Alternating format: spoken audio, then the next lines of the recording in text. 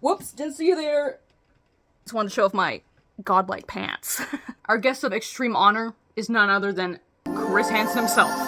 At least the fabric banner version of Chris Hansen. And I already know he's preemptively disappointed in the content we're going to be talking about today. We're going to be going over the extremely pathetic sentences that To Catch a Predator predators actually received. You know, it's always so disappointing when it comes to child crimes and child predators because 9 times out of 10, or 9.9 times out of 10, they just get a little slap on the wrist. Well, no, not even that. A little pat on the wrist. Starting with Jeff Sokol, the beloved pizza predator. He was initially charged with attempted second-degree sexual assault, a charge of attempted risk of injury to a minor, and for the enticing of a minor in an obscene performance. Now, those are some pretty hefty crimes right there. Those are some felonies, some fat felonies. But keep in mind that these are felonies perpetrated against children, so the criminal justice system typically does not give a crap about those. Those are like in the back burner kind of cases. So let's see what sentence the beloved Jeff Sokol got, shall we? Or lack thereof. Jeff Sokol was sentenced to 7 years in prison, suspended after serving only 2.5 years. And he got 10 years of probation. Wow.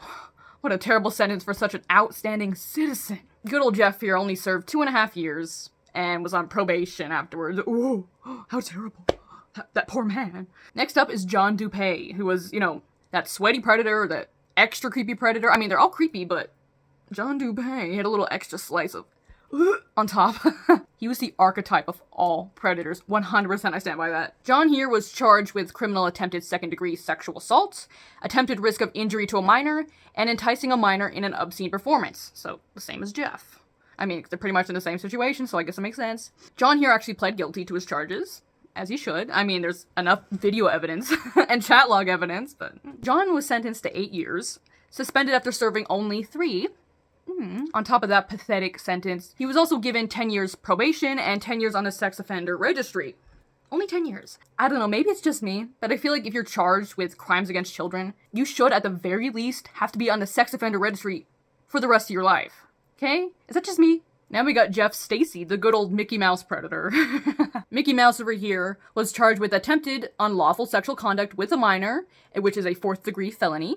4th degree, so not that many charges. Should have got more, let's be honest. But for that, he was sentenced to 6 months in jail and 6 months probation.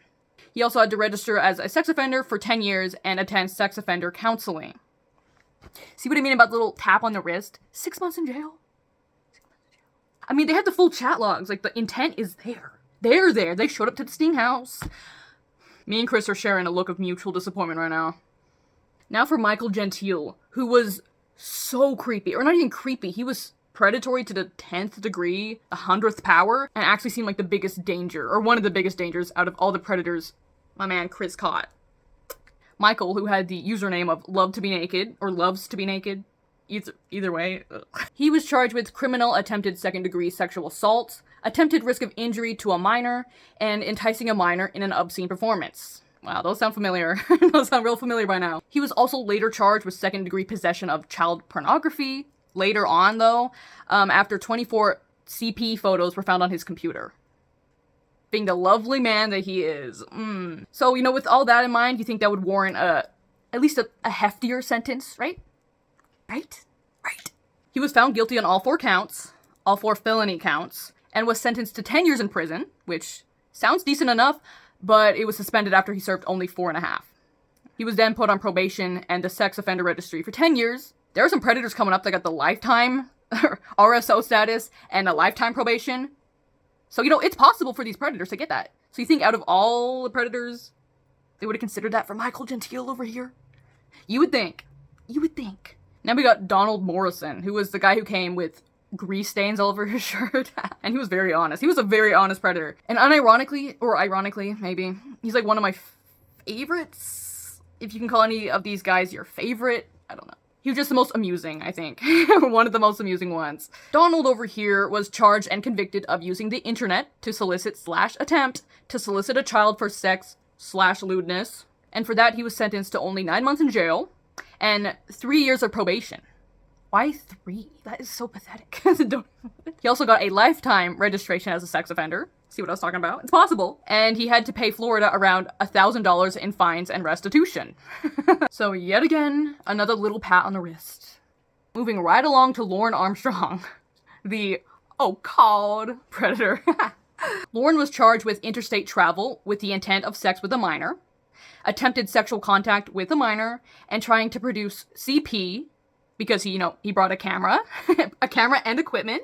I wonder what his intent was. Lauren over here was sentenced to 7 years, suspended after 5, which is barely a sentence at all, but is still a lot more than some of the other predators got. So Lauren was given lifetime probation and lifetime RSO status. So I guess that's something. I mean, even if they didn't get much jail time or prison time, I guess a lifetime of probation and being on the registered sex offender list, it's something.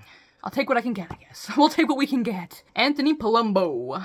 This was another one that was really high in the creep scale for me. Anthony was charged with attempting child luring and attempted sexual assault. He ended up getting convicted of a felony count of criminal attempt to endanger the welfare of a child. Yeah, no kidding. And his sentence was only, get this, lifetime parole and lifetime sex offender registration. And like I said, yeah, those are things I think should be the minimum. But you should also get some prison time, don't you think? Especially him, he was so creepy. Oh my gosh, he was like one of the creepiest, most, I would say, dangerous predators. From the outset, anyway. The criminal justice system is not justice in. And after all the blood, sweat, and tears Chris went to put these creeps away, where's the justice for Chris? Now it's Michael Manzi. Ew. And he's another one who looks like the absolute prototype of predator. Like him and Dupee, for some reason, are the strongest predatory-looking ones. I mean, they all do, but there's something special about these two. Special. Michael Manzi was a school tutor who also brought weed because he wanted to smoke a little green with the decoy, the 13-year-old. And if you think the other predators got off light, this man got off like a feather. A damn feather! He was someone who, in his chat logs, he wasn't as upfront about his intentions. So that's what saved him in the long run. So he only ended up being charged with criminal attempt to commit risk of injury to a minor. He pled guilty and got a suspended sentence of 3 years. A lot of suspended sentences right here. And he was placed on probation. But because of how evasive and indirect he was in the chat logs, he didn't have to register as a sex offender. He did not have to go on the RSO registry. Are we surprised? Are we surprised? And let me guess, he went back to tutoring. Last but certainly not least, Jesse Valz. And I thought the funniest part of his confrontation is when Chris brought up the fact that Jesse had sent nudes. Jesse was like, "What? I did? Ew." Me? That's disgusting. Jesse was charged with criminal attempted second-degree assault, attempted risk of injury to a minor, and enticing a minor by computer. Jesse over here pleaded guilty, as he should have. As every predator should have, because the evidence is right in front of everyone, right? Laid out for the viewers. He was sentenced to a 5-year prison term, with 2 years to be served and the remaining 3 to be suspended. Because suspended terms, are such a theme in the justice system, which should not be a thing, but here we are. On top of that terribly hefty sentence, he received 10 years probation and 10 years on the sex offender registry, which I guess is something. So as you can tell by this video, the justice system is in tip-top shape and working like the well-oiled machine it always has. I'm sorry, Chris. Your work deserved better.